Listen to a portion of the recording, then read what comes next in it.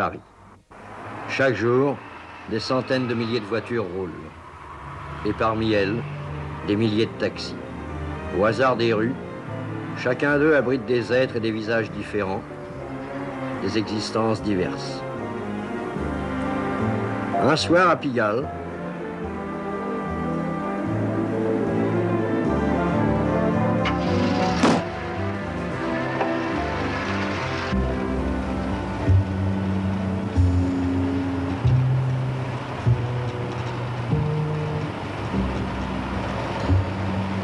arrêtez-vous au coin de la rue, avant le périphérique.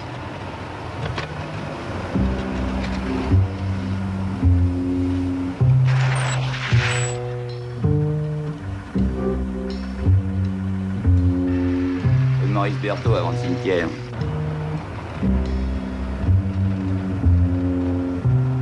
La banlieue, moi je connais pas bien la banlieue.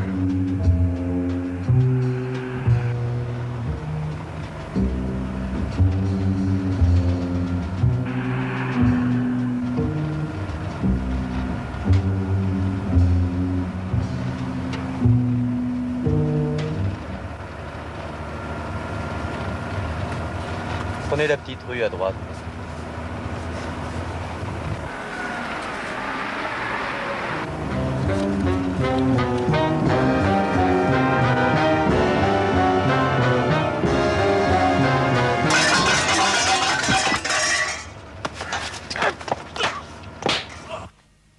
une femme, une fillette. Là-bas, en Basse-Bretagne, au pays des marais salants, la vieille cité de Guérande. La femme y tenait un petit commerce. La petite fille était devenue une femme. Toi. Allô? Raymond? C'est gentil de m'appeler. Oui, c'est Yvette. Tu reconnais plus ma voix maintenant? Bien sûr, je suis libre. On déjeune? Ah bon. Bon, bah, j'espérais. Ça fait 3 jours qu'on s'est pas vus. Bon. Bah, tout de suite. Hein. Au revoir.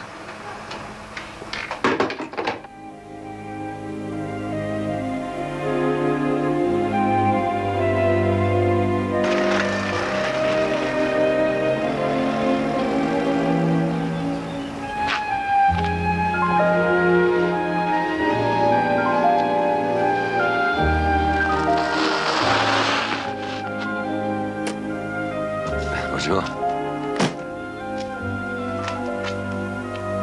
Tu veux prendre la voiture et faire le tour de la pointe? Non, merci. Mais tu aimes conduire. À quoi bon, puisque tout ça n'est pas vrai? Mais qu'est-ce qui n'est pas vrai? Oh, être au volant d'une belle voiture et avoir à côté de soi un garçon qui n'est pas désagréable. Merci.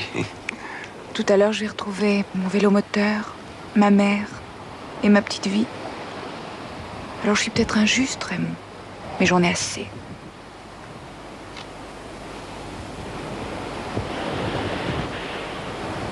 Tu en as assez parce que tu n'auras plus le garçon qui n'est pas désagréable, ni la belle voiture.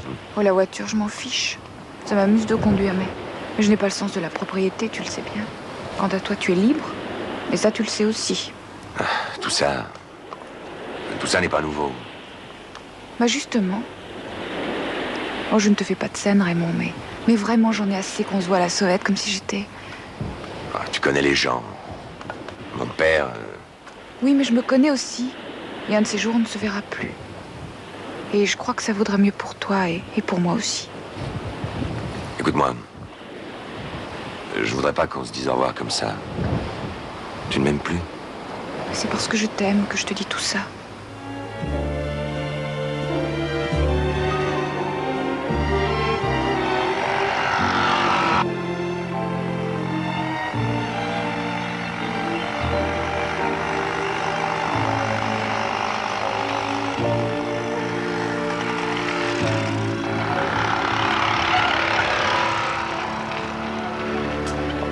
Ah, enfin, te voilà. Il est arrivé malheur à ton père. Prisonnier de guerre évadé, M. Victor Frémont avait trouvé refuge à Guérande, où il s'était fixé de longues années. Retourné dans la capitale, où il exerçait la profession de taxi, il a été victime d'une agression nocturne et transporté à l'hôpital dans un état sérieux. Toute notre sympathie à la famille. La famille. Quand tu auras fini de lire, tu me donneras le journal. Ouais. Je te parle. Oui, tiens. Les sports. Qu'est-ce que tu veux que je fasse avec les sports? Si tu me parlais, je ne te demanderais pas le journal. Bon, ben tiens, le voilà. Ça vaut peut-être mieux que les miens soient séparés. Si c'est pour vivre comme ça. Explique-lui bien que je n'ai pas pu venir. Oui, à cause de ton commerce. D'ailleurs, la lettre était adressée à nous deux. Il va pas te reconnaître. Tu crois qu'il est si mal? Non. Mais depuis 10 ans qu'il est parti. Enfin, s'il le faut, j'irai. Et si ça avait été très grave, on nous l'aurait écrit, non? Oui, mais si ce n'était pas grave, c'est lui qui aurait écrit. T'as beaucoup écrit depuis 10 ans? 10 ans. Il m'avait emmené en vacances. Il était gai, jeune. Maintenant, il doit avoir à peu près l'âge de cet homme qui est assis en face de moi. Qu'est-ce qu'il a à regarder mes mains, celui-là? Il veut savoir si c'est une alliance que je porte? Non, monsieur.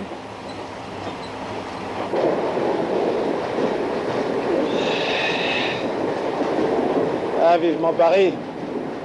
La province est bien jolie, mais moi, loin de la Seine, loin de Paris, je respire plus. Il est idiot. Il a peut-être raison. Qu'est-ce que je fais dans ma province? Je gâche ma vie. J'attends que Raymond se décide à parler à son père. Et il ne lui parlera jamais. Parisienne, hein? Ça se voit. Vous êtes très psychologue. Ah non? Physionomiste. Ah, pour la jeunesse, que voulez-vous? Paris, c'est la vie. Les distractions, les théâtres, les musées. Vous allez souvent au musée. Moi? Ah non, mais ce qui compte, c'est l'idée d'y aller. Vous êtes dans la mode, non? Je devine à côté Saint-Germain-des-Prés. Bien non, monsieur. Je suis bretonne. Et je connais à peine Paris. Le train express 227 en direction de Chartres, Tours, Angers, Nantes, Saint-Nazaire. Information sur la voie 14. Vous avez l'air embarrassé. On peut vous être utile. Ne prenez pas le métro, on ouvre la bouche et on attrape la grippe. Je peux prendre votre valise? Ah, justement, laissez-la. Non, c'est ma voiture, je vous conduis. Mais où allez-vous toute seule comme La ça? préfecture de police. Hein? J'ai rendez-vous. Ah bon? Chauffeur sans vite au Calincourt. Non, monsieur, j'étais la première. Parce que vous êtes passé devant moi. Vous êtes un mal élevé. Et c'est pas parce que vous êtes une femme qu'il faut vous croire tout permis. Puisqu'il ne se décide pas, vous allez à l'hôpital Bichat? J'y vais, mais j'y rentre pas. Hein. Allez, montez. Oh, vous parlez d'une créature. Quelle audace, ça. Un coup d'œil, on monte les jambes et hop, là, la partie. Ah, c'est bien la jeunesse d'aujourd'hui. Oh, une seconde. Eh ben, je vais vous faire visiter Paris en passant. Derrière, vous avez le Panthéon, aux grands hommes, la patrie reconnaissante, quand ils sont morts. Là-bas, le boulevard Saint-Michel, la Sorbonne, la faculté des sciences, et à gauche, la faculté des oiseaux. Des oiseaux? Oui, le jardin du Luxembourg. Oh là là, Quoi? le compteur. Qu'est-ce qu'il a, mon compteur? Là, il va vite et j'ai pas beaucoup d'argent. Vous croyez que je ferais ce métier-là si j'étais millionnaire? Non, je sais. Mon père non plus n'est pas millionnaire. D'ailleurs, vous le connaissez peut-être, mon père. Il est chauffeur de taxi. On n'est jamais que 18 000 et 1 millier de gonzesses en plus. Oui, mais ce n'est pas n'importe qui, mon père. C'est lui qui a été attaqué l'autre nuit. Il est dans le journal. Le père Victor? Vous pensez si je le connais? Je déjeunais tous les jours à midi chez Joséphine. Joséphine. Oh non, non, non, non, c'est pas son genre. C'était quand même un fameux lapin, votre père. Enfin, je veux dire, un brave type. Eh bien, puisque vous êtes la fille de Victor, vous permettez? Qu'est-ce que vous faites? Je coupe le compteur. C'est ma tournée. Merci.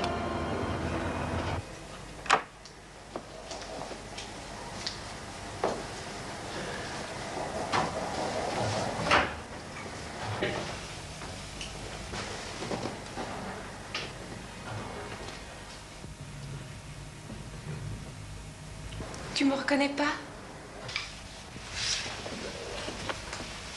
Petite Yvette. C'est ma fille. Excuse-moi, tu sais, ils m'ont donné un bon coup sur la tête. Je dois ressembler un peu aux ouaves du pont de l'Alme. Ma fille, monsieur Reverio, le patron de ma compagnie. Les taxis parisiens, toujours à votre service. C'est la devise de notre maison. Enchanté, mademoiselle. Félicitations, Victor. Dis donc, tu nous avais caché ça. Mais elle habite la province. Avec ma mère. Elle est venue avec toi? Non, à cause de son commerce, tu comprends. Mais si ça avait été grave... Oui. Elle serait venue assister à mon enterrement. Moi, c'est Georges. Je suis son jumeau. Oui. C'est lui qui reprend le taxi quand votre père n'est pas de service. On appelle ça un jumeau chez nous. D'habitude, je fais la nuit. Et justement, ce soir-là, j'avais eu un empêchement. Alors, il m'a remplacé. Eh bien, il n'y a pas de quoi vous vanter. Sans vous, mon père serait pas là. Toi non plus. Et pour nous, ce serait dommage. Allez, au revoir, Victor, il faut que je me sauve. Et au sujet de ce que tu me dois, t'en fais pas. Je ne suis pas homme à lui envoyer l'huissier. Quand tu seras sur pied, on en reparlera. Un de ces jours, mademoiselle. J'espère. Au revoir, Georges. Tu as des ennuis d'argent? Bah ouais. Je vais emprunter pour acheter un petit poste à essence 50 banlieues. Alors maintenant, les échéances, avec ce qui m'arrive... Et tu dois beaucoup? Ben... Oui. Fatiguez pas avec ça, vous voyez bien qu'il a la fièvre. La faute à qui? Bon, alors je vois que j'ai une tête qui revient pas. Dépêche-toi d'aller mieux. Léontine s'impatiente. Embrasse-la de ma part, elle boit toujours autant. Ah, les gicleurs. Léontine, c'est notre voiture. J'avais compris. Enfin, si vous avez besoin de moi, je mange tous les jours Chez Joséphine.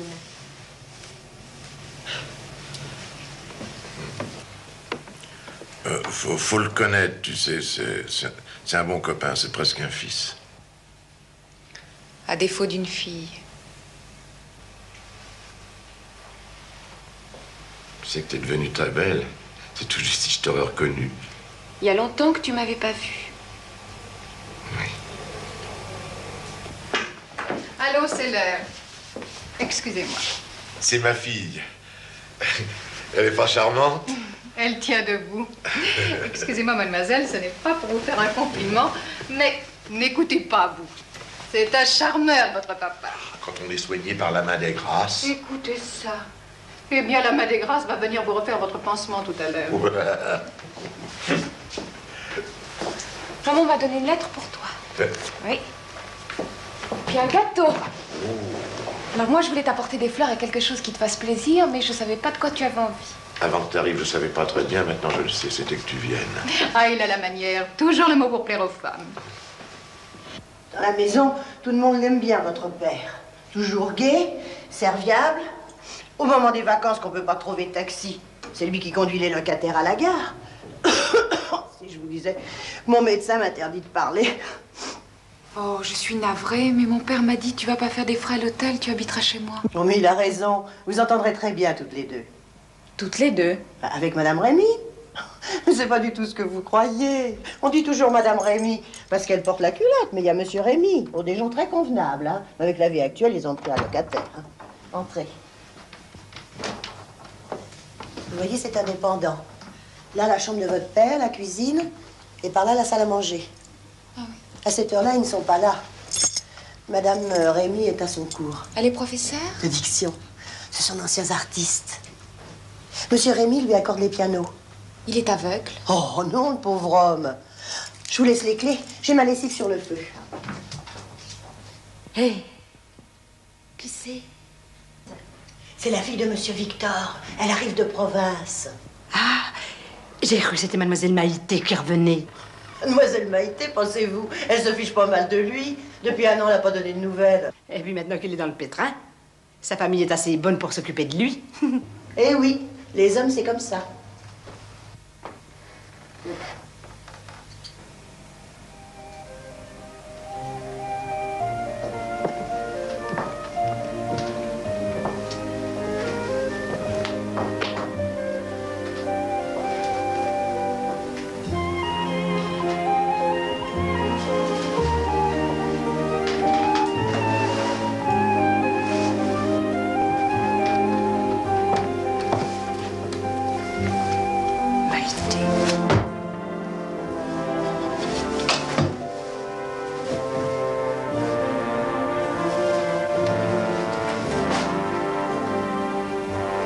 C'était moi, il y a 10 ans.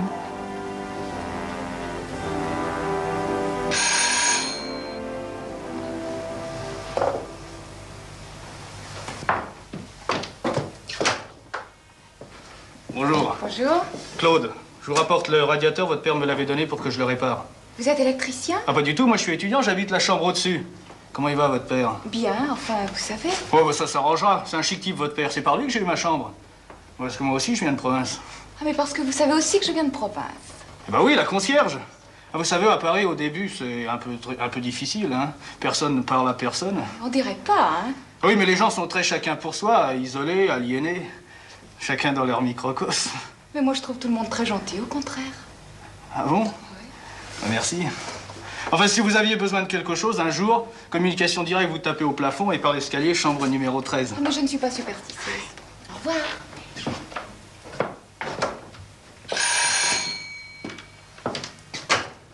Excusez-moi, j'avais oublié de vous apporter. Ah, oh pardon, si vous vous en servez, attention, parce qu'il y a 3 vitesses. La première marche pas, la deuxième, elle chauffe, et la troisième, ça fait sauter les plombs, alors. Au revoir. Au revoir.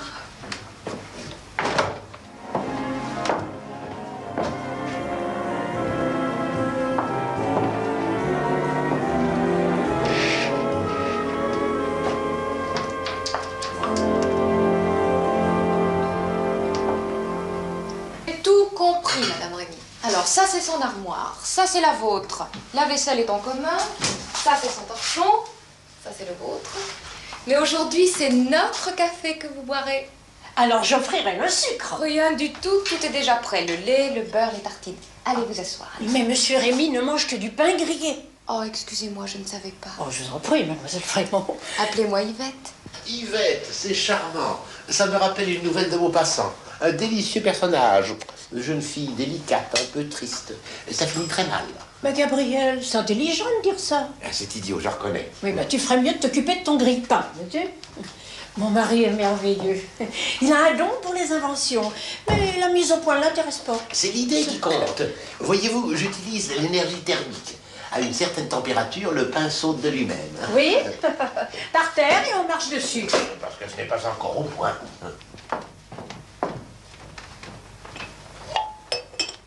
Vous attendez quelqu'un d'autre? Oui. Nous avons un grand-fils, absent. Et tous les jours, je lui mets son couvert, comme s'il allait revenir. Voilà 3 ans qu'il est en Sana. Oh, je suis sûre qu'il reviendra bientôt. Le pain! Oh, naturellement! Oh, si vous saviez comme ça nous fait plaisir d'avoir de la jeunesse dans la maison. Mais je crois qu'il n'y a pas très longtemps, vous aviez ici une jeune femme. Ah, Maïté? Elle est partie avec un barman à Avignon. Elle a laissé un peignoir et des mules. Oui, bon. Je ne pense pas qu'elle viendra jamais les chercher, ces mules. De quelle mule parlez-vous? Des mules de quelqu'un qui est à Avignon. Oui, la mule du pape. C'est charmant, Alphonse Daudet. J'ai toujours voulu mettre en musique les lettres de mon moulin. Mais c'est pour vous. Monsieur Victor Frémont. C'est mon père. Les espaces verts. Qu'est-ce que c'est que ça? Société immobilière. Monsieur Frémont a souscrit chez nous pour un pavillon, je viens encaisser la traite. Il n'a pas payé? Et il a payé 3 versements, il en reste 9, tous les 6 mois. Et si on ne paie pas? La société reprend tout.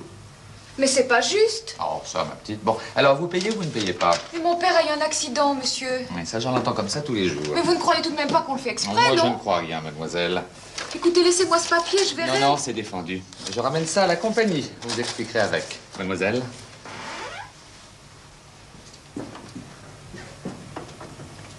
Eh oui, ma petite, votre père a toujours voulu l'argent et le gâteau. Bah, faut choisir. C'est un ancien routier comme moi. Un marin de la route. Une femme dans chaque port. Oui, mais seulement chez nous, la Bretonne n'a pas accepté la Parisienne. Et il y a combien de temps qu'il s'est retrouvé tout seul? Un peu plus d'1 an. Mais entre nous, c'est ce qui pouvait lui arriver le mieux, croyez-moi. Madame. Dis donc, Georges, c'est à cette heure-là qu'on arrive? Il y a un client qui était témoin à un mariage, il savait plus à quelle mairie c'était. Heureusement, à la troisième, on est tombé juste. Et le mariage était fini. Ben, il y a quelqu'un qui est venu te demander. Moi? Oui, une jeune femme. Elle mange là.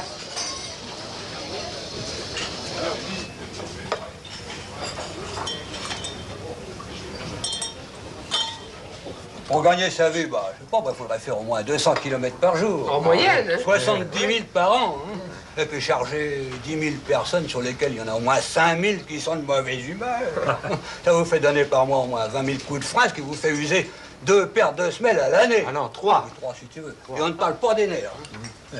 C'est bien simple, sur 100 qui ont réussi l'examen, il y en a 70 qui demandent à partir au bout d'un mois. Ah, les hommes, ça se plaint tout le temps. Il pleut? Non. Bonjour, vous me cherchiez? On est venu ce matin pour une traite. Et pour celle-là, j'avais l'argent. J'ai été payé directement au siège de la société. Bah, c'est ce que m'a dit mon père. J'ai été le voir à l'hôpital, mais pour les autres, il n'a pas de quoi. Et s'il ne paie pas, c'est comme s'il avait jeté tout son argent dans un trou. Vous n'auriez pas dû lui parler de ça en ce moment, ça va lui fiche le bourdon. Bah, qui voulez-vous que j'en parle? À moi? Tiens, prends ma place, va aller toute chose. J'ai commencé une collecte. La charité, j'aime pas ça.